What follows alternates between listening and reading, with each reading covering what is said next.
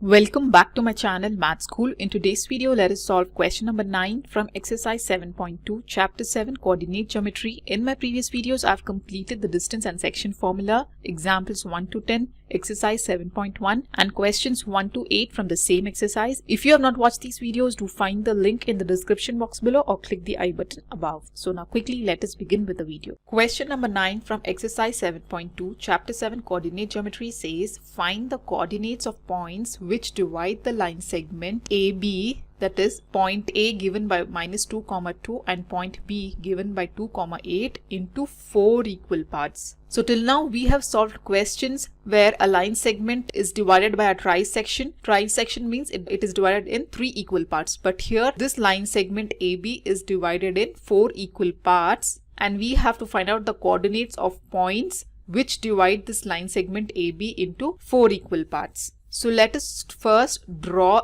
the figure where we have a line segment AB whose coordinates are given as -2, 2 and 2, 8. So this is point A and this is point B. So now any line can be divided into 4 equal parts when there are 3 points. Okay, always 3 points will divide a line into 4 equal parts. So let us take first point as here to be point P1, the second point be P2 and let the third point be P3. So they are mentioning us here that the line segment AB is divided into 4 equal parts.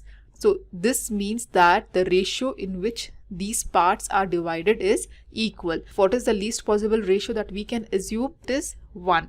So we will take 1:1:1. This is the equal ratio in which this whole segment AB is divided into 4 equal parts with these 3 points P1, P2 and P3. So now we have to find out the coordinates of these points P1, P2 and P3. So let us first write down, let P1, P2 and P3 be the points that divides the line segment, joining the points point A which is given by -2, 2 and point B given by 2, 8 into 4 equal parts. So whenever we have to find out the coordinates of any points, we have to use the section formula, right? So section formula is given by m1x2 plus m2 x1 divided by m1 plus m2 and m1 y2 plus m2 y1 divided by m1 plus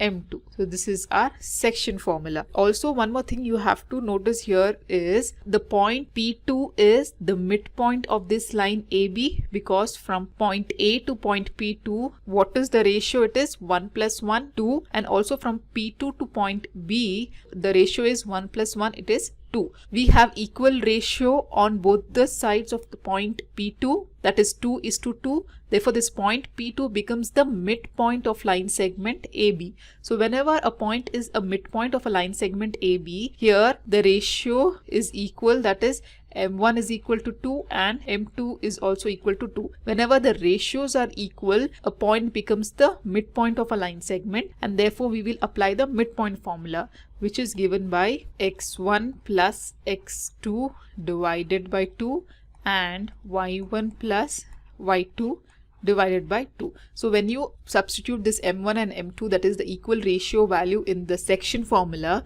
you will obtain the midpoint formula. You can substitute the values and find out the result. So first we will find out the coordinates of point P2, since this point P2 is the midpoint of line segment AB. So write down here P2 is the midpoint of AB. So therefore the coordinates of P2 is given by, let us apply this midpoint formula, assuming point A to be x1 y1 and point B to be x2 y2.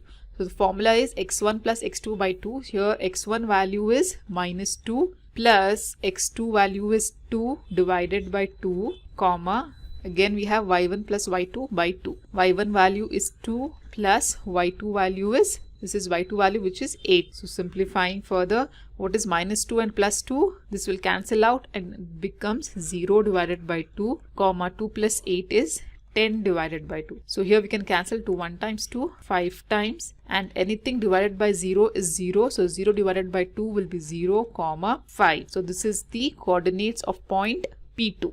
Right, now similarly let us find out the coordinates of point P1.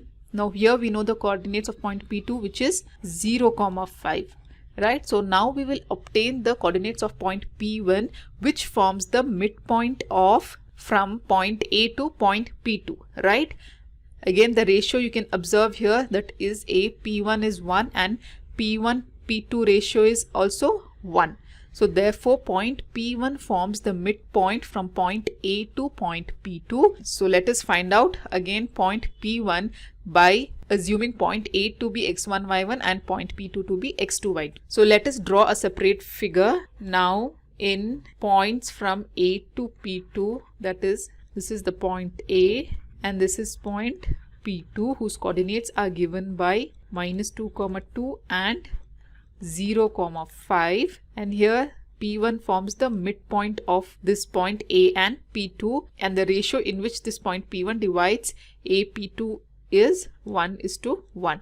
Now let us find out the coordinates of P1 by taking it as the midpoint of AP2, and let us apply the midpoint formula. Also you can write down P1 is the midpoint of AP2. Now assume point A to be x1 y1 and point P2 to be x2 y2. Right, so x1 plus x2 is, x1 value is -2 plus x2 value is 0 divided by 2, and y1 plus y2 will be 2 plus 5 divided by 2. So simplifying further, -2 plus 0 will be -2 divided by 2, and here 2 plus 5 is 7 divided by 2. So here 2 and 2 will get cancelled and you will be left with 1, 7 by 2. So these are the coordinates of point P1. Now let us similarly find out the coordinates of P3, which forms the midpoint from P2 to B. So again let us draw a separate figure now in P2B. This is the point P2 and this is the point B with coordinates. P2 coordinate is again 0, 5 and B coordinate is 2, 8. Now here P3 forms the midpoint here with the ratio 1:1 again. So we have to find out coordinates of P3 again by applying the midpoint formula. So P3 coordinates is equal to x1 plus x2 by 2. Here x1 is 0. Again assume point P2 to be x1 y1 and point B to be x2 y2. So x1 plus x2 will be 0 plus 2 divided by 2 and 5 plus 8 divided by 2. So 0 plus 2 is 2 by 2, 5 plus 8 is 13 by 2. Right, so cancel 2 1 times and 2 1 times. So we will be left with 0.1, 13 by 2, which is equal to P3. So we got all the 3 points coordinates, that is P1, P2 and P3. You can write down the result. Hence coordinates of P1 is 1, 7 by 2, P2 is